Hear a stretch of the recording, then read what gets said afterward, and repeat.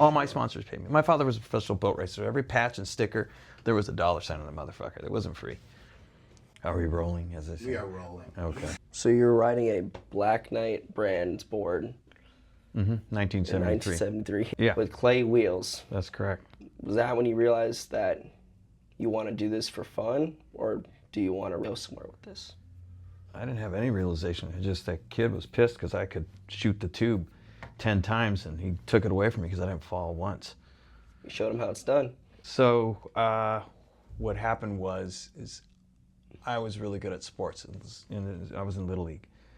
And after I finished Little League, I didn't want to do it anymore because all the parents would yelling at the kids. People used to drink in public a lot then in the 70s. And even though they're not yelling at me, they're yelling at the kids. They make the kids cry. There's a big scene. So my mom asked me, and I'm in a single parent home. I said, Mom, I don't want to do it anymore. But she didn't want me to skate. So I called my dad. They were separated. He's in Huntington Beach. And he wrote me a check, and I bought a Bain skateboard. And then I just went from there. You're a surfer, skater, and a musician. Which one of those came first? Musician. Absolutely, 100%. In what in Pacific? My mom sang opera. My dad was a great singer. My mom was a school teacher. She had to teach. At the time, they made teachers to take music education. She played the auto harp. She played all kinds of rhythmic instruments, but she also sang in the Wagner chorale when I was a kid, which is a professional chorale that does Handel's Messiah at the Easter sunrise service at the Hollywood Bowl, and she sang soprano, and so it was around a lot of music growing up in Los Angeles. And my sister had a guitar, so I started picking the guitar apart around 6 or 7 and started plunking out songs to Nat King Cole records. So I would definitely say musician, for sure. You know, I bought my first Beatles album when I was 3. It was an 8-track, Meet the Beatles. So, yeah. What came second, though? First time I saw surfing, I thought it was amazing. But you know, I was in the water since I was a kid on rafts and then bodyboards. But I got a skateboard for a surfboard, so I started skateboarding officially in '74. I didn't get on a surfboard, my feet on a surfboard until '78. So there's about that. But I was in the water again, standing up on a bodyboard. And knowing the lineup, knowing the pecking order, knowing the etiquette, knowing the ways. That's still better than nothing. It's an education.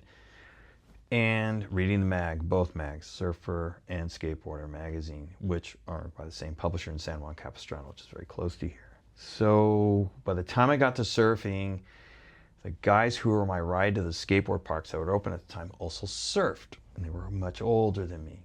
Mm-hmm. So I got a hand-me-down fish, and I started on that, and within 30 minutes I was up and I was going. It didn't matter if I went left or right. I didn't have like this cognitive dissonance that these guys had. Oh, I get all the lefts, I get all the rights, because they always want to face the way, they want to go frontside basically. Yeah. I couldn't care less because I could go backwards in a pool by that time. So, but I saw surfing first, for sure, 100%, at the Santa Monica Pier, probably in 1969, 1970. Right there. Nice. Yeah. Yeah, that's true. How did it feel the first time getting up on a surfboard? Pretty similar to the Mori Boogie 360 I was doing it on already, and sort of like a skateboard, but way better than both. Because the kinetic energy that you get from the ocean, you do not get from skateboarding. It just doesn't happen. That's so true. You know, how the sun interacts with the salt water, and just the vibes of nature are so there, because skateboarding, you know, they cover the world in concrete, so it's an inorganic environment. Even though you can generate speed with kinetic energy, it's not the same. You don't have to work with the ramp. Yeah. You know, the wave dictates how I'm going to surf. The ramp, once I wire it, you know, I mean, you can wire a surfing spot. The surfing's a lot more raw than like the skating. You know, it changes. The ramp's not going to change. Yeah. The only thing that's going to change is the weather. Oh, it's too bright. Oh, it rained. I got to wait till it dries. Weather is the enemy. Unless you're in an indoor skate park, then you go ahead all day long, all night long. Like, you know, I've only been to one indoor skate park. That was, what's that place in Milwaukee? What's it? The Turf? The Turf, yeah. I went there once with Steve Keenan, Jeff Kendall, and Gross, and Meekster and stuff. That was right when I quit skating. It was my last trip. You ever went to the San Jose workout? It's after my time, dude. After my time. Yeah, all that stuff, after my time. I'm grateful for the time I skated, because I got to see the development of the skate parks. you know, and I didn't like ramps. I like concrete, man, because I want to surf. I want to go in I want to cut lines. And the ramp, you know, it's a sequence of tricks. You can kind of carve a ramp, you can kind of do stuff, but it's not the same. Not the same. It's not the same. The ramp to me was more like a sort of a gymnastics kind of thing. It's very, very regimented in its sense. And there's, you know, obviously with tombstones and channels, it adds some features and creativity to it. But I like the skate park because of the, you know, the circular bowls and the snake runs and the bank and the ovals, and I like that more. And it was a drag when they closed down, but you know, I kept skating, so I skated ramps. I even built them. I built mini ramps in my backyard to the chagrin of one of my sponsors, Fausto, because I had a lot of land in the backyard. But Lance had a big ramp, so I wanted something small to learn on it and take it to his place. When did that transition from being in the water to skating? I was always in the water because my mom's from Indonesia. Although they didn't like the Pacific Ocean because to them it's cold. And, you know, in Indonesia it's like a sauna. So there was no transition. Living in Southern California, surfing and skating are interwoven, going all the way back to the 50s, or the Hobie team in the 60s, or the Beach Boys. There's always that culture is there, especially when you live just at the beach and or an hour inland. Whether the brand is Hang 10, OP, or whatever, or Vans, it's just a part of it. So there was no transition. But I did officially start surfing in January 1978. What I did see as I progressed in skateboarding was that I had friends that left because they were older, because they went to the military or whatever, and I didn't see them anymore. So, you know, I would take the bus or find new rides to surfing, but some of my newer rides to surfing and the new crew that I was with didn't skate, okay? And then my skating friends like Jeff Grosso, as you brought up earlier, he's a skateboarder. He's an urbanite, a suburbanite more, you know, and that's his lane. Well, I never lost my love. You know, it's just like, yeah, Shane Horan, Mark Richards, Jerry Lopez, you know, Butch Van Arsdale, like all those things, Mickey Dora, you know, I love that stuff, but they don't have that love, so that's okay. I don't share that with them. You know, oftentimes, like a good example is I got to Virginia Beach in 1985. And we get to the pro shop, and I asked the guy who was, you know, our host, I said, you guys have surfboards here, right? Yeah, you want to go surfing? I go, yeah, I want to go surfing. I don't want to go to the ramp just yet. They go, cool, because I want to go at sundown when the light's easier on my eyes. So Kendall and I went surfing, you know, right there on the East Coast. It was great. I had a blast, and then I went skating later on to practice for the contest. So, you know, I never lost that. But again, certain people, Grosso is a good example where that wasn't his thing, or Lance wasn't that thing. Even though now, in the recent past, a good friend of mine, Mike Lorman, and I took Lance surfing because he showed some interest, but we put him on a longboard at Doheny, which is like, you know, SoCal's Waikiki, you know what I mean? And Lance loved it. He goes, God, it's fun. I go, yeah, it's supposed to be.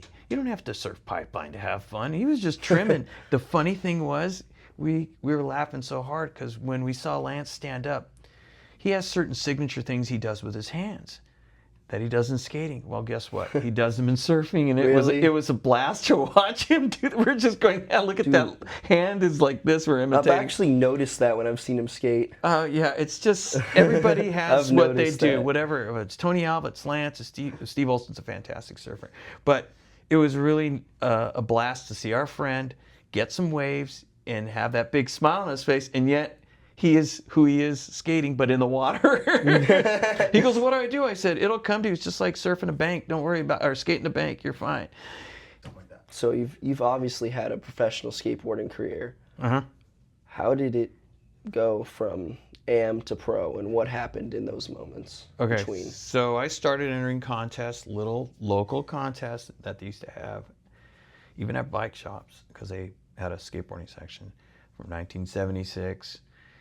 And I had a couple injuries here and there along the way, not too bad. You know, I had a hairline fracture, 79, and then I had another fracture in like 80. And the contest circuits, at the time, the heavy one was ASPO, Association of Skate Park Owners. It started in 1979 and it ended in 81, and then the new one would be Castle. But I entered little contests before I entered ASPO around town. There was a park that became my local park. It was in Covina called Wild Wheels, and they had a skateboard series, and they would do, you know, bank freestyle, slalom, cross country, and or the local parking lot contest, high jump 360, freestyle, because that's what you did in that part of the 70s. During that time period, what was your favorite type of contest out of those styles? Anyone, because my model for that was Tony Alva. Tony Alva won first place in everything.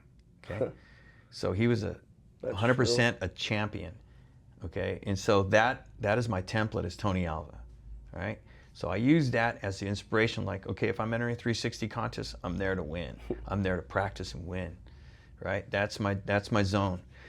So as that progresses. And then, ASPO was Association of Skate Park Owners, and they would hit all the parks, right? You had a lot of skate parks. Then from that, Castle starts. Sponsorship as an amateur. That happens in 1982 at the Whittier Turkey Shoot. Paul Schmidt is my first sponsor. He is doing business out of 2 duffel bags, mind you, okay? All right? He is starting out of 2 duffel bags, a cottage industry, if you will. And this is before he becomes Professor Schmidt, and Schmidt sticks, as people know him. Got to start somewhere. Well, yeah, okay. So I was his first California person, and he kept his word on everything. He said, "I want to sponsor you." I said, "Well, what does that look like?" He said, "I can give you decks, rails, stickers, T-shirt. I can pay your entry fee, and if you get the top 10, pizza dinner." He did everything. That's a pretty good deal. Yeah, well, I mean, you're 15. You're like, yes. When you're young, that's a good deal. Yeah, you're 15. I'm like, okay, cool. So, we walked up to the table, and Frank goes, "DeMontrond," and he goes, he's writing for me. He goes, "Oh," so now I'm out of like unsponsored to sponsored. So that happened. And then the next year rolled around, and I got a call from NHS, better known as Santa Cruz Skateboards and Independent Trucks and all that, because I sent them a typewritten letter with references and my contest stats. And they just got back to me. So his name was Tim Piamarta, and he was the one who sponsored me. We had a chat on the phone. I'm a responsible person, so I called Paul and said, "Hey, listen, Santa Cruz has given me a pretty good offer, and I want to go with it." Because Paul, he was still doing business out of his bags. Yeah. And that's cool, but I wanted to good move that on. you called him like that. There was a couple things too that also happened strategically. GNS had a very full roster. Okay, they had a lot of good people on their team. My friend Eric Nash was skating for GNS, and Grosso was skating for Veriflex. So I got on Santa Cruz because there was an open slot. You got to remember, at that time in skating, a lot of people quit. There was a lot of talented people quit.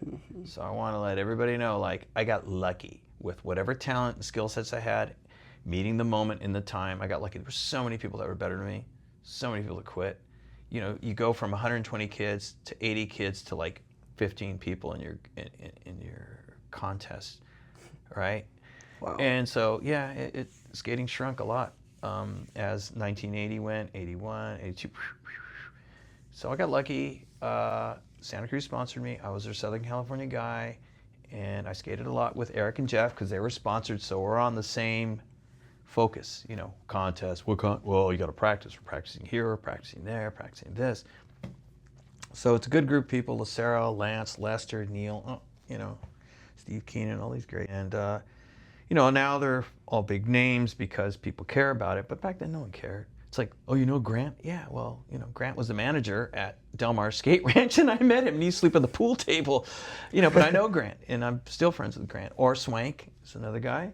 I've known Swank a long time. He used to be in my 13 to 14 1A group at ASPO, and we competed against each other, but we're just friends, So I went through that with Santa Cruz, and then I picked up other sponsors on the way. When you ride for Santa Cruz, you ride automatically for Independent Trucks. You just do, because NHS Incorporated, which is a corporation, they own all the brands underneath. Goes hand in hand. Yeah, it's like skating for the mafia, buddy. So anyhow, I picked up other sponsors like Quiksilver, which was helpful, and Converse. And those 2 sponsors I picked up by a tip from a friend of mine, Christian Hasoy. And I turned that phone number into a deal. I just didn't get free equipment. I put together a business proposition, and they went through their corporate channels, and I signed a contract, and I was in business because I just don't want free stuff. I want some money too. Smart. You know, but no, I focused on that. Like, I could have wrote for Vans, right? This is even before I turned pro, by the way. I could have wrote for Vans. There was a guy a beautiful man named Everett Rosecrans. His 2 talented sons is Beetle, and I forget the other name, the other one. Yeah, they're both BMX skate guys, kids, you know, and they serve Aloha family, super cool. Everett's like, hey, brah, you want some shoes? I go, do you pay Lance and Tony? Oh, no. Well, you riding Converse? I go, yeah. Did they pay you? He goes, yeah. So, you know, but Converse, you got to understand, is the oldest shoe company in America. They started in 1850. Their claim is that they made the first moon boot or whatever for, you know. But my point is that they have deep pockets. What was strange, I got so much equipment, yet I also got paid salary, travel, and photo contingency money.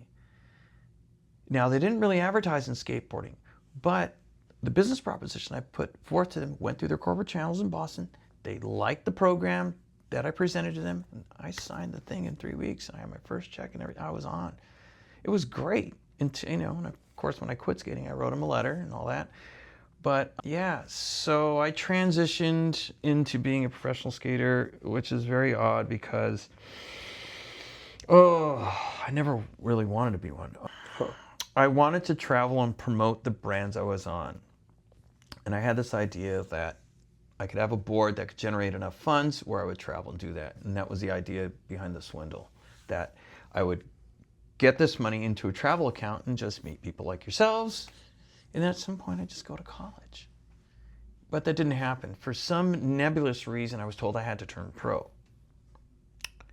And that happened at the Capitola Street Style. I think the other thing, too, was the game was changing because in Salba's time, you had to win a pro contest, and then maybe you were given the model. But that usually was the rule.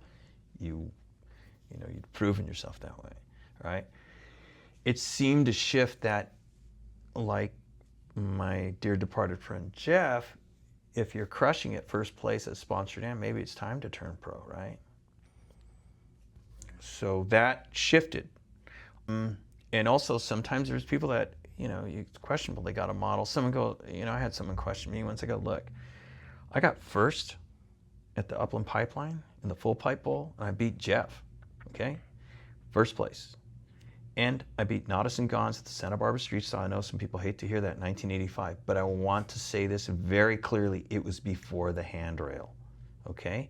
Gons was trying a lot of advanced stuff. He fell all day long. And Nadas got second. I happened to not fall the whole day, dude. So I got first. So I think getting those 2 first places. No. The Santa Barbara Street Style, I got first place. And Gons is, I don't know, he was maybe in 5th or 6th, but he was trying a lot of advanced things. He was falling a lot. Nadas got second. I got first. I didn't fall the whole day. It was my day. I won. And it was before the handrail, before what we call modern street skating, right? You know, the launch ramps and curbs. Really stupid. Most of the vert guys used to make fun of it to the point of making up tricks. Like Neil would make up tricks to see if people would, okay, you know this stuff. Then they would do it. Lucero would do stuff that actually is making fun of it. But if you think about it, commando training, go try that. You're going to nick your shins and screw your patella up. It's a certain finesse to it. But they were doing it in a creative way, but taking the piss on the contest, right? Because it's like street style. What is it? It's like taking parts of the skate park and doing bull hops and spins. And to them, I understand it wasn't skating because you've lost the whole transitional part of skating. And what is this? It's like anybody could do it in a way. It was like the Wild West. So what happens in street style, it's still finding its way because modern street skating hadn't happened. You know, people have been skating in the street forever, right? I mean, I did board slides on a bench in 1979 because I was casted up and I wanted to practice rock and roll board slides on a bench in a park, Lambert Park in El Monte. I would ollie up on it. before, like, street ollies, but I just shove my board, pop, and somehow get on this thing. It wasn't super high, maybe 2.5, 3 feet high. I'll tell you, the fiberglass benches worked better. I didn't have slider rails or grease or anything, because they used to have these fiberglass covered benches, and they're slicker, right? So you could wrap your board on it and do a board slide and hop off. So, yeah, I mean, I got 2 first place. So that probably inspired my sponsor to, hey, maybe it's time to turn pro. But that, when I look back, those things happened. There's a friend of mine, he's a great photographer, a great guy, Bryce Kanites. He got, I think, 1 or 2 first places in street style. Madrid gave him a model. But it also opened the door for possibly less talented people to get a model, maybe because a company just needs a name and a face. It's like, that's why I say it's the Wild West. If you could pull something off in a street style contest during that time before the handrail, you might have a chance. At being what is considered, I guess, a pro skater. The only thing that makes you professional is that you get paid to do it. Like, someone goes, "Are you a professional musician?" I go, "Sure." What makes you professional? I get paid. You don't have to be good. Anybody can play a bar. I've played them. Like bars, taverns, weddings, whatever. That makes you professional. You get paid. Now, we're not talking about excellence or how well you do it, how refined your technique is, your style, or how many accolades you got from the Queen of Austria. I mean, it's just, it's subject to interpretation. What was it like being pro back then versus now, and what's your opinion on that? Okay, there's a couple things. 1, there was less brands. Okay. 2, there was less pro skaters. 3, it wasn't mainstream.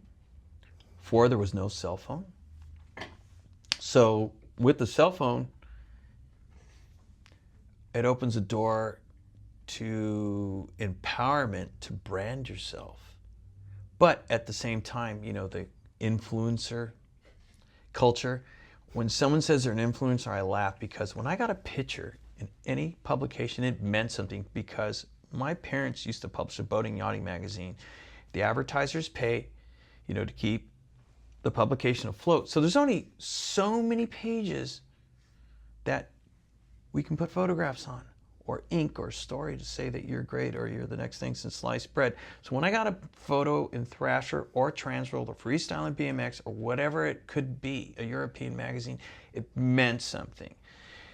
Just because you're posting every... Meant way more than just a post. Well, because it's, first of all, you're with the, Grant's the photo editor at Transworld. Well, he chose that against maybe some other choices. Yeah.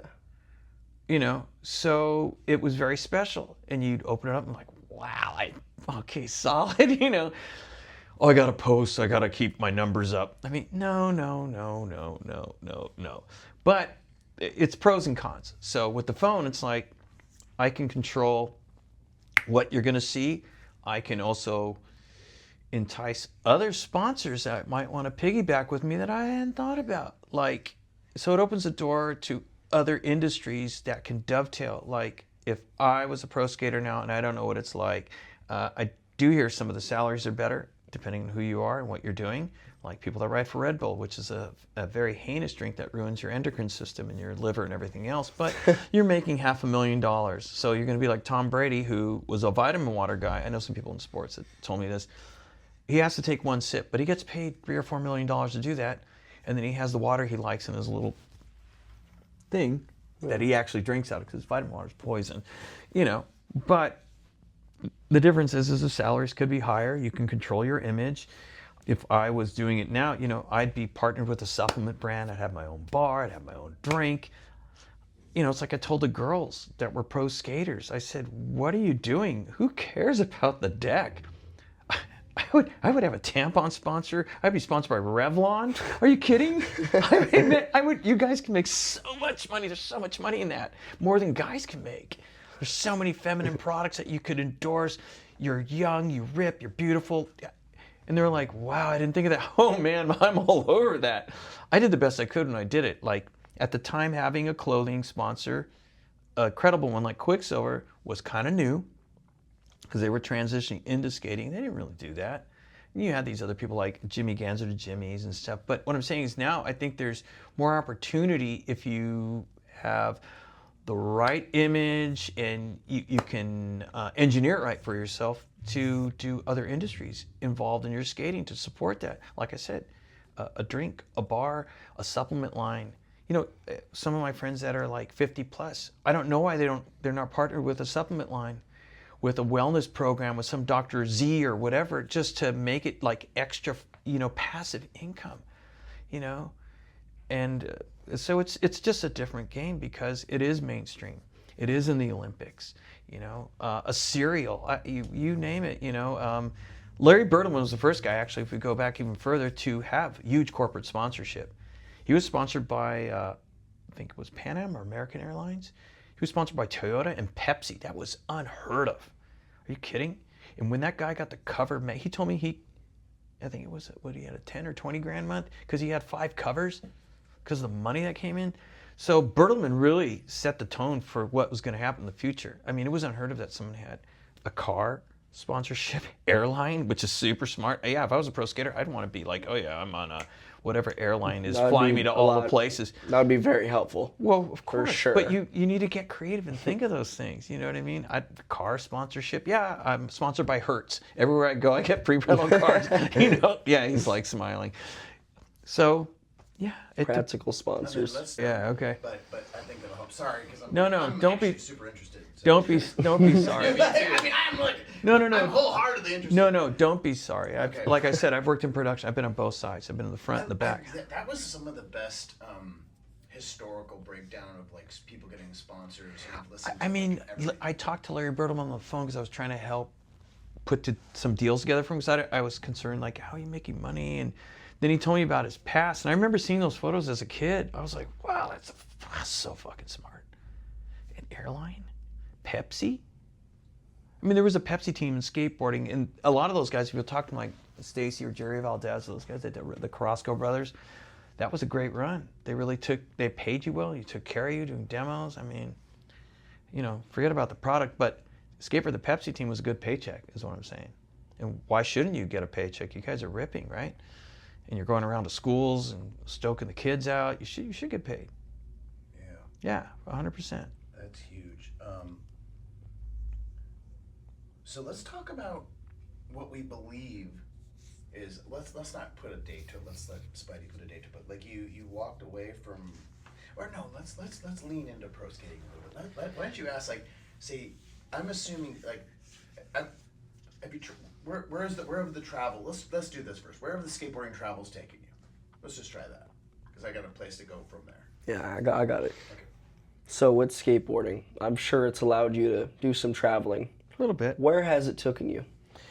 All throughout California, but skateboarding took me there because I took the bus, the Greyhound bus. We drove our cars. You know, it's not like this thing comes around like a giant skateboard bus. Come on for free. You know, everybody's That'd be pitching nice. in It would be nice. We're sleeping on a lot of floors. And you got to understand, I'm not doing this at 20. This is all like 13 through like 17 or 18, you know, and it don't matter because my mom is supporting me, you know. It's different. I'm not in the workforce, you know. I'm outside of the regular man's world, and skateboarding did provide that for a while when I was a professional, for about 5 years. So where it took me, let's see. I went to Canada 3 times, twice to do contests in British Columbia. And the second contest there was at the World Expo. Third time I went was really great. It was an amazing trip.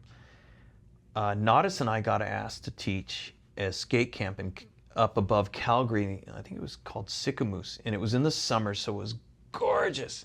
The only thing was there's only about 4 hours of darkness, so we had these blackout curtains, and it was perfect because I was already friends with Naudis, but Naudis and I were very similar. We're not partiers. I didn't drink, I didn't smoke, and he was like that, and, you know, straight, but, you know, pretty serious about teaching the kids. And he and I worked really well together. It was such a joy to go there with him, and we had to change the curriculum for the camp because we're watching the kids, and both Naudis and I go, do you see what I see? I go, yeah, they didn't have basic skills. They all want to do They didn't know tricks. the fundamentals. Well, no way. They can maybe ollie, and they want to do the trick. And we're going, no. So we talk to the head guy, and we go, look, this is a curriculum. They have to learn the basic stuff. They're gonna get pissed off. I've worked with like a summer like skate camp before. I know exactly what you're talking about. So Nadas and I changed that, and we also used at the time the technology was a VHS camera, so we could film the kids, take a break, show them, go back, and then regroup, do it again. Yeah, they were a little mad. But we were like, flat ground stuff. Yeah. Okay, get on the board, get off the board. No, don't put your foot down. Don't kick turn. I want to see you carve to the left, carve right. Okay, this is where surfing comes in. Nadas is a great surfer. Sidewalk surfing. But it creates the foundation of your skating. So we noticed that they had these gaps that were glaring. Yeah. Both of us saw them. We're just like, do you see what I see? Some kids would get too ahead of themselves, some sure, huh?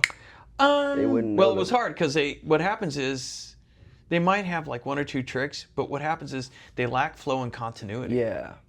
So if they actually really want to do it, they need foundational stuff, and they need to master it because it shows in their skating. Their style is stale, it's very blocky, or they're falling a lot because they don't have fundamentals. And we also taught them how to fall. Yep. I mean, very important. Very important, right? So, I went to Canada had to about do 3 that times. too. Oh yeah. In a summer camp, Yeah. make them wear their Teach them how pads to too. fall. Oh, we taught them how to fall without pads first, and then with pads. Okay. Yeah, because I learned how to do it without it. So I went to Canada. I go to. I've probably been about 38 states, maybe. Driving, flying. I did go to Europe, but that's not because of skating. That's because my grandmother, being my grandmother, how she is from the Mediterranean, she said a young man should tour Europe before going to university. It's an old world type of thinking.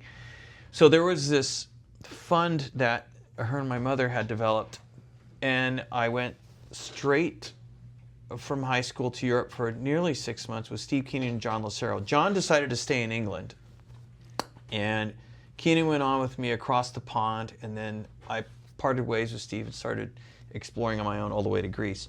Awesome. But that's not because of skateboarding. That's because, I want to talk about what financed that, because that's that. What skateboarding did, because I was associated with it and I was very active, was this. It opened the doors of people's homes and hearts because I met all these new friends that I heard about. Well, Klaus. I've known Klaus since '84 when I went over. And Klaus told me it was the first time since the Hobie team and Mike Weed that toured that extensively. I was like, oh, really? Okay, cool. I met Klaus, I met Dobie Campbell, I met Derry Thompson, I met Steve Douglas and Bod, who were little kids who eventually stayed with me in LA, and Steve Keenan. There's different people. I skated a crappy old skate park in this place called Kidderminster, which I loved. I thought it was great. It was this little pool with no flat bottom. It was basically like a toilet bowl, but I had a blast in it. Lance was there. He was on his honeymoon with Yvette, and that was really nice to spend some time with them in England. And so it's not like it's funded by somewhere else, but because I skated, people opened their doors to you. I'll give you an example. Santa Cruz gave me a connection to this distributor in England. We land in the airport, and you got to imagine Steve Keenan and John Lucero are at like a coffee bar about 50 feet away from me. I go, oh, I'll call. Okay, so we just land, the whole thing. And I'm on the phone, beep, beep, those phones in Europe, beep, beep. I get an answering machine, right? It's no cell phones. Hi, off on holiday, off in Spain, be back in 2 weeks, leave a message. I'm like, yeah, that's not gonna work. Okay. And they're looking back at me, waving them. Oh my God, no, this is so bad. So I had the foresight to make a Xerox copy of all these different shops in Europe in Monster Mag when it was like a zine format. I made it at Madrid Skateboards, so John used to work there and do graphics. I didn't know how to use the phone too well. So this lovely black English girl helps me because I go, hey, can you help me? And the English people walk. I finally get a shop on the phone in London.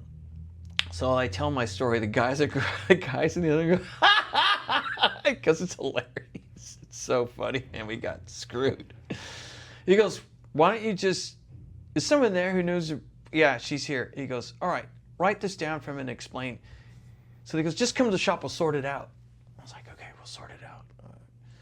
So I don't tell John Lucero and Steve Keenan what happened. So I go, yeah, okay, we're going to the shop, yeah. We go to the shop, and the guys are laughing hilariously, and we're talking. Now, what's interesting, it probably wouldn't happen today. I had a backpack, and I had this huge duffel bag filled with equipment, and another one was just, my skate gear and whatnot. They let me through. Because at the customs, they go, what's all this? It's just promotional. All right, what are you doing in England? I said, I've come to spend my Ronald Reagan American money. Great, welcome. Reagan was president, and the dollar was even with the pound, which they weren't happy with, you gotta understand. So they let me in with thousands of dollars worth of gear. The shop I was at, the gear was something that would take them 6 months to get. They were like, oh my God. I said, do you need some? He says, I'll buy it off you. I said, well, I want it, save me some. He goes, what, why? He says, it takes me 3 months and all. He says, you got through all this? He was just in heaven. I haven't even seen these stickers. And so these guys are buying stuff off me. He says, look, my partner's going to stay with his girlfriend. He was a English biker guy with a mustache and the whole bit, And he goes, you guys can have the flat. They gave us the flat. Dude, They gave us the flat on High Kensington Street. Oh, wow. Which is, I don't know if you've ever seen Notting Hill, like with Julie Roberts. So it's right near there. We're in the center of London. It was epic. We got so safe. If there's a God came to England right then. Because, skateboarding opened the door. Like, we would have been, basically, you know what I mean? It's just, so everything was kind of a discovery process because there wasn't a route. Most skaters at that time, they went to the Swedish summer camp, like the Powell team, like McGill and Cab and Hawk, or Lance and McGill, or one time, I think it was Neil and Billy Ruff, and they were so misbehaved or something. I was told, but whatever. It was a fun trip, it sounded like. And then sometimes they'd hit England. But, I started in England and then worked my way to Holland and France and then Germany and then Belgium. And, I covered a lot of ground that hadn't been covered in a while. So, but people were very welcoming. Once I found, it's so weird because there's no phone. Word got out, right? There's an American here. Spidey, he rides for Santa Cruz. People show up. Hey, you need a place to stay? Yeah, I got Keenan. Oh, Lucero. Wow, Steve. Yeah, from Thrasher. Yeah, no, please. So all the doors were open. That saves a lot of money, accommodations. And the correct thing to do, which I did, and Steve Keenan did that a lot, is when they came over, we hosted them, of course. Yeah. But I didn't know that was going to happen. It was kind of like a full discovery process. A lot of improv, brother. So, and, I skated contests. I met people. The way I skated was different than them. And I tried to explain to them that a lot of that's because of surfing. Because the way I go at something's more aggressive, or the way I grind, or I do a frontside grind or a layback rollout, everything's just like, they're like, whoa, everything's Yeah. I said it's because of surfing and because of growing up in Southern California. A lot of the skating was very regimented, very polite. Like I watched in Kidderminster, I watched a couple of them skate the bowl, and they're good. I've seen them on the ramp. Why aren't you carving? What? Do this. And I started doing lines, like figure eights, like board slides of this, Smith here, over there, layback board slide, layback rollout, use the channel, hop it, but they're just going like this, back and forth in a bowl. Mm-hmm. And I'm like, why? You don't know it actually. No. I just want you to carve it. Carve the bowl. Yeah. So because I came from SoCal and surfing was an influence, that changed, hopefully, some people's changed the whole way the you trajectory saw and how skateboarding. they approached what they're doing on the ramp. Yeah. But I get it. They're here, way over here, and I'm developed over here, so it's going to be different. It's the difference between the Beatles playing blues and B.B. King. So it's just different way. But yeah, those I've things took noticed me the that way. difference between like people that skate and surf, or people that just skate. You mean like Grayson Fletcher? Like, yeah. I love Grayson Fletcher. Dude, his skating's so awesome. Or Pedro Barros, that guy's Yeah. He's a ripping surfer. That guy rips. No, but yeah, the bro. guys that surf have such a more unique and just more of a like they're just so much more like style in the way they do stuff. Yeah, well, makes sense, you know. But Grayson, I didn't know who he was. I was with Lance at the ProTech years ago, and I watched this long-haired demon Viking. I think I'm surfing like, makes you better. I go, Skating. Lance, who's that? He goes, Grayson, you want to meet him? Yeah, sure. I go, man, I haven't been this excited since I saw Tony Alva skate in the 70s. What's your name, brother? I was just so psyched. And of course, I realized later on that, you know, he came from that family and the surfing, but I got, man, it's just beautiful the way what he does, and just gnarly too. Like, whoa, whew, yeah, you know. But it takes all kinds, you know. Just if you don't surf and you rip at skating, you know, like Rory Russell says, who's the best surfer in the water? The one who's having the most fun. So I always tell people, like, when I they was go, thinking the same thing. Those sessions are heavy in this. I said, I'm gonna tell you something. The best guy in the crew, Christian. The one that's having no, fun. Christian.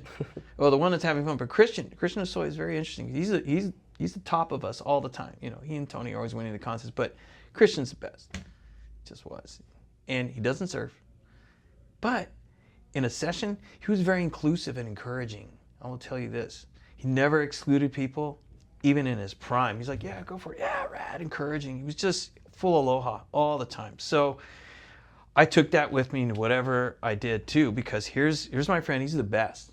And he's encouraging the worst to be better. And he still does it till this day, I think, through his being a pastor and that. But that's just who he was, even when we were kids. He didn't tell anybody no, or oh, you can't, you know, or no, like that. He was very inclusive. So I love that about him. And when I'm in the water, I try to do that with people that I see struggling, or I don't want them to drown or, you know, get hurt. Or give them some pointers. A little bit, you know. I ask a few questions. You know, I'm not an expert, but I know enough to know the difference. What was like the peak experience of being a professional skateboarder? Okay. Oh, whoa, okay. You better ask it though. Yeah, I was. Yeah. So, what was your peak experience of being a professional skateboarder? That's tough. Seeing my photo on the cover of the December 9th. Oh, I wasn't even pro then, so I can't say that. I wasn't pro yet. Okay. In the photo annual that Transworld put out, I had a full bleed, double page, front side ollie that Grant Britton had shot on Fujifilm. I want to point that out because the colors are like Technicolor in the film business. I was just so, everybody was keeping it a secret. Oh, you should see the photo. You're going to like it. Oh, yeah, cool. But everybody knew and I didn't. And so I was like, wow. You know, certain photographs that I saw that were printed in the mag, that was really nice because, like I said, there was a lot of really good people. The fact that I got in and the photos were great, the photos that Mofo shot, Steve Keenan or Jim Goodrich or Stesic. Stesic saw a sequence of me in downtown Houston, and that was a great honor. And still friends with Craig, great guy. But, you know, it's like Richard Avedon shooting you, you know? Doing a portrait, but different, you know. I looked at those guys that way, and so I felt honored that those things. So those moments are good. I mean, you know, getting a model's good, and you know, signing autographs is fine. That's part of it. Oh, this is fun. You might like this. Jeff sometimes didn't like demos. How come? I don't know. I never asked him, but he could be very moody. So I said, look, why don't we do this? We'll get the shop owner, we'll get a board, one of ours, and we'll have the kids sign it. He goes, that's a rad idea. So, and then we'll raffle it, you know? So we'd be at a demo. Let's say we're at the Arcadia Mall. It's a toy store. Michael's Toys, the guy's cool. He supported skating even in a toy store. He had a skate section. Imagine that. Yeah, he does. So we had this board, and the kids would come up to the table and goes, I want your autograph. You have to sign ours first. And they were so psyched. They were just jazz jumping around, and they were just out of their minds. And Jeff loved that. He just like hated it because this is so cool. It makes it so much better. This is such a great idea. And then we'd sign, and so it loosened him up, made him happy. And then the board was raffled off to one of the kids that are part of that crew in that area. So they have a really great memento. Or thrash it, I don't care, or skate it, you know, it's fine. But the idea is that it didn't put us above them. It made us equal with them. And then I both of us try to engage. Where do you skate? What's your name? How old are you? Hey, don't call your friend that. That's mean, man. You guys should be cool to each other, a little bit. So that part made it fun, that way, but. Dude, that's a killer answer, man. Yeah. To that question. What do you mean? I don't know. It's just deep because it's like basically a lot of it was just like the part of the peak wasn't just fame and fortune. It was about connecting with just these people. Well, because Jeff was just like, I don't know. I didn't ask him, it's just because I just thought of it. I said, well, why don't we do this? We'll get a board from the shop, and then we'll have the kids sign it and they can raffle it. And the shop was, oh, that's great. And Jeff said, oh, that sounds fun, right? So it made our time there, an hour or whatever it was, go by quicker. But he was able to, instead of going here, I said, let's ask him a couple questions. So we were both good at that. We're like Abbott Costello, the straight guy, the funny guy. And so it worked. And when I did those demos with him, we did that. And it was fun that way. That's pretty cool. It made it a richer experience, I think, for everybody at the shop. And the kids were psyched, so sometimes it could be pretty dry. But that comes with it. I knew that came with it. Some people did well with it. Some people didn't. I was fine. Trade shows, all of it. Because at some point it's going to end. It's going to end. And I knew that. So. When did you walk away from skateboarding? And after that, what came next? Okay, I walked away from skateboarding because I had I compacted my right knee joint on a launch ramp at a place called Weinstock's. And I rehabbed it 7 times with the help of Barry Zaritsky, who owned a safety equipment company called SIO, and Larry Balma. My own sponsors didn't help me. And that's a whole other story that I don't think we need to tell right now. But anyways, I also made a promise to myself that I don't want to be a has-been. I don't want to be hanging around going, I used to do this, I used to do that. I also didn't want to incur an injury should I ever get married. I want to be able to dance at my own wedding. So, around the 7th time of rehabbing it and getting to about 75 to 80% function, meaning like skating ability, it would inflammate. And I was like, wow. So somewhere in 1988, maybe the middle or past the middle, I made that decision. I started writing my letters, telling everybody, hey, this is it, I'm done. I'm over it. And at the end of 88, like I said, 89, I got my last check, and that was the end of it. I left. Nothing's forever. And I knew that. And I didn't want to be a has-been. I'm not like this person, skate for life. No. You got to understand, had my parents stuck together and lived at the beach, maybe I would have been a pro surfer because I would have had more water time. I know that might hurt some people's feelings. I don't care. That's the truth. So I left. Healed my body. I did yoga, and I was in the water. The water's great. The water's very healing mentally, emotionally, and it took me a while. I left, and the only person I'd see from skating was Gross, because we had the same circle of friends, not from skating, but his high school friends. I was friends with all of them. So I lived in West Hollywood, and I worked in film and TV, and sometimes he would want to leave his world, and he would stay with me and my roommates at the home we leased in West Hollywood. He would stay a week. He's just renting movies at Tower Video and then going to dinners with us at night. And I didn't ask him what's going on. We're just friends. So we're just talking about whatever, the weather, what's going on, how was work,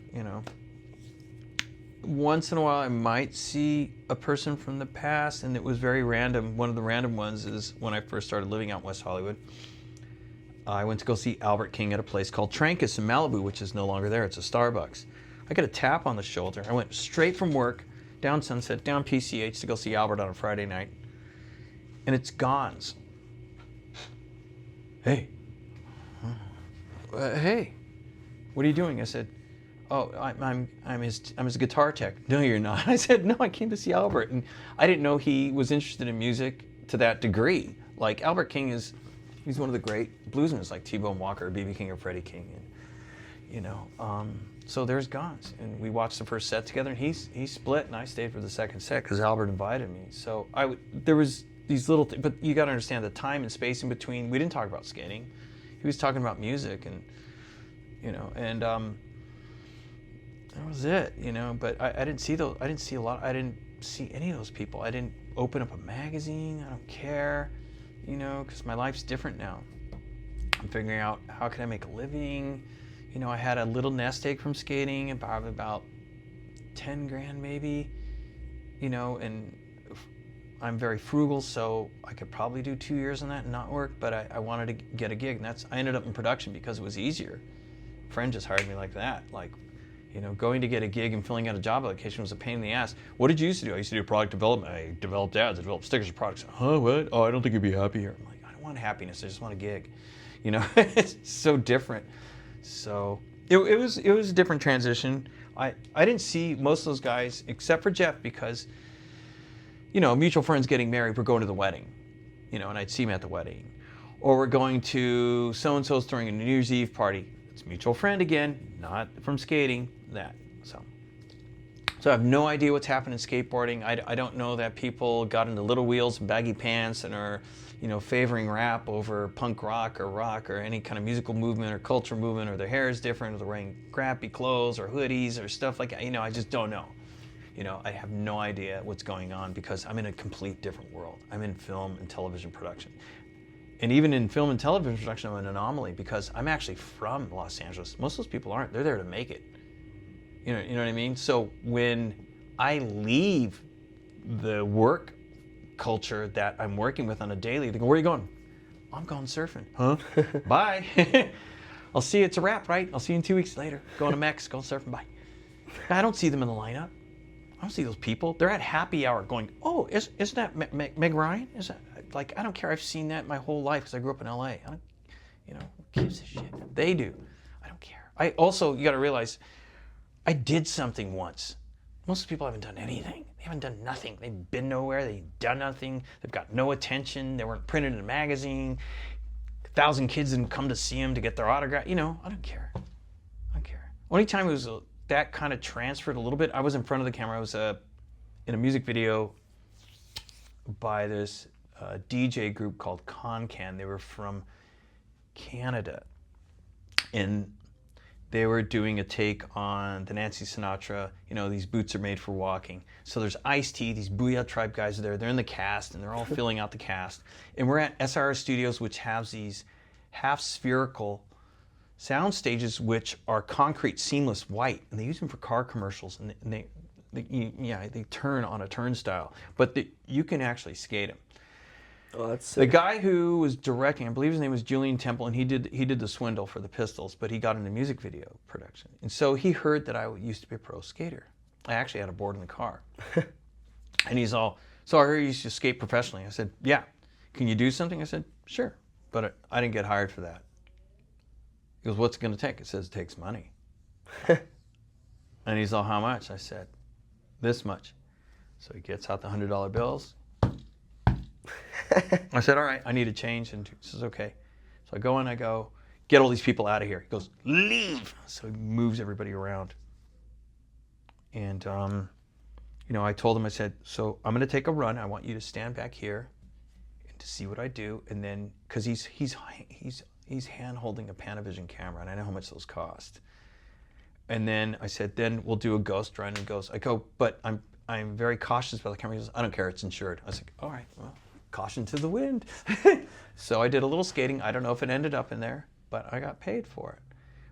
But see, because I was a pro skater, I'm not going to do it for free. Why should I do that? The other time it crossed over into production was a different way. I was a PA wearing a lot of different hats.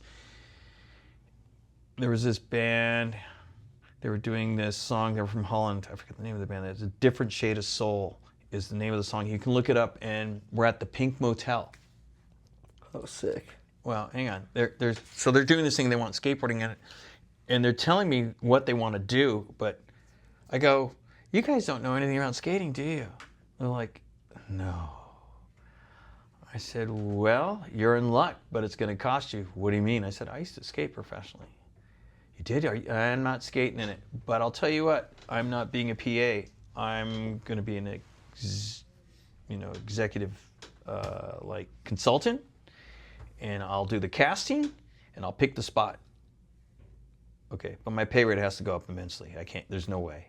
Why should I open my contacts up? I can do all this and I know what to do because they're all my friends. I'm like, God, we're such a bad. So they landed. It's like they landed a big job, and they need to do a good job to get another big job. Does that make sense? And they're willing to take almost nothing to do it because they don't want to fuck it up, right? So I go to the Venice Pavilion. Everybody sees me. What's up? I said, look, I'm shooting this music video. This is how much it pays. It's insured.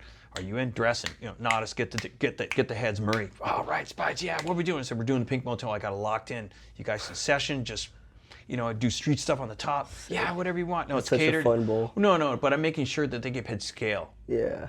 I want my friends to get paid the right amount for doing stunt work. There's a stunt. I told them. I said, look, if you're gonna hire my friends, you got to pay them scale, stuntman scale. But I said, no, but. Believe me, you want this to come out good? These are the best people at that time. And, so if I'm getting Jesse or whoever, you can look at the video. It's just, I wanted to make sure that they're getting paid right, everything's set up right. And it worked. It worked. So that was only the other second time where my past came into the present where I could utilize it. But also, I'm a capitalist. So I'm not just going to go, oh, I'll do you a favor. No. You're paying me, man. Because, I'm opening my black book of buddies, and I want to pay them. You're going to do good. And it's going to come out great. And yeah, they were going, well, maybe go to Venice and film. Like, you can't just do that. You have to pull a permit. Why don't we do it here? It's, we can lock the place down and get the lighting right. We do flatland stuff. And I mean, if you want to do some sidebar stuff at Venice, we can do some handheld stuff you want. I know someone, camera people at the time. I mean, I was almost going to reach out to Stacy, but we had enough to deal with, and I helped the director, go, look, so I want you to watch for a while what they do, and then we'll do here, top, deck, down, because they've never done it, So, but this is like 89, you understand, skating didn't cross into popular culture that much. So that was one time after I left skating two times where that crossed over. How did you go from production to actually doing the music? Well, I was always playing. I'd been taking guitar lessons since '74, and when I quote left skating, even while I was during skating, I always played. I just did. I had an acoustic guitar, I had a Les Paul, I had an amp, all that. I always played. So, like I said earlier, what makes one professional? You get paid to do it. Yep. So, while I'm still learning to be a musician and all that sort of thing, some people start their journey like, hey, we have a dream, we're going to start a band in the garage. Cool, that didn't happen for me. And another thing I felt, by staying in the skating world, I wouldn't develop the way I want to as a musician, because a lot of people are very provincial and my bar line's a lot higher. So, for what I want to do with myself and for myself. So I was, studying through books and so forth and albums and this.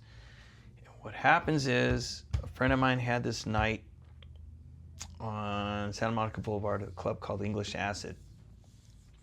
And I could walk down the street from where our home was on Genesee.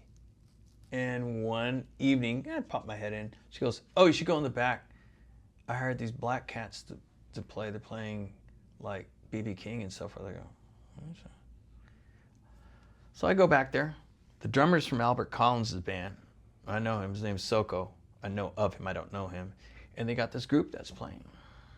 And they're great. And they have a tip jar. And I said, do y'all take requests? So I request a couple tunes. The guy looks at me a little strange because they're not the usual request. He does them. He goes, and I go, hey, thanks for doing that. He says, you play, right? You're a guitar player or something? I say, yeah. Do you have a guitar with you? I said, no, I live around the corner. He said, why don't you bring it and sit in? I like the songs you requested. I said, all right. So I sat in, and that man gave me a job.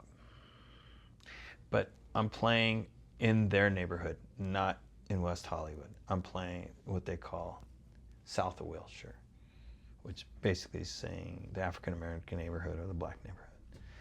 And it was a great way for me to improve my musicianship, to get mentorship, to be paid, and to learn in what could be a stressful environment. Because, if you play to your friends at a party, they're inebriated. Working class people want you to be good. And they're very vocal about it if you're not. I noticed that, in the southern part of the United States, a white crowd of country music and some honky tonk. If you're not good, they're going to tell you you're not good. So there's that kind of pressure from the audience. And I'm not playing to some girl going, oh, you're so great. You know, I'm playing to people who are working jobs that you don't like. Maybe the bus driver, the truck driver. You know, they had a hard week. They want to cut loose, have a drink with their lady, and dance and cut loose, you know, and they want the band to be good. So the bar line was higher musically that way in a different way. I just couldn't play loud because you have a vocalist, you have a horn section, and I have to be laid underneath that. So I'm learning different ways to play in an ensemble setting that's more on the professional side than just like, hey, we're in a garage and we got to turn it down, you know. Also, my dress had to be in a suit, pocket square and a tie, my hair back, everything, you know, looking the part, right? Because we're here to put on a show, you know, 3 sets of music. So that's how I started that. And I played in the hood or the ghetto or that area for about 6 years. I played in churches, yeah, did 2 sets on a Sunday. And then eventually, you know, through that, different things happened. I played in a rap and hip hop band. We almost got signed. I started writing tunes with them, more on the R&B side because I knew that music a lot, especially in the 60s and the 70s. And, you know, 2 gifted singers.